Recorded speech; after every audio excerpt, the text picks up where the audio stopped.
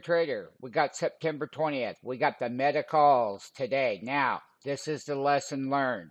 Our entry on the $500 calls was at the low of the day. Yes, it was. Now they're up nicely. That's the September 20th call. Meta, when we look at the daily chart, the reason why we bought it, listen, it tested the 50-day moving average, and that 50-day moving average is 505.1, and Meta has rocked up to a high. It's a very strong stock. It still has a daily sell signal. Short term, it got a little bit oversold. It's a powerful stock. You can see the gap. You can see the resistance levels. And then we bought, let me show you what we did now.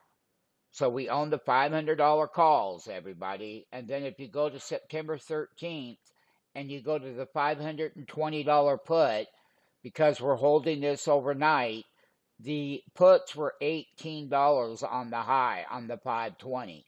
Our entry down here at $12, we are extremely wholesale. So when Meta pulls back, this side of the market will go up, and then our $500 calls would lose a little bit of value, but we've neutralized the gain, basically, is what we've done.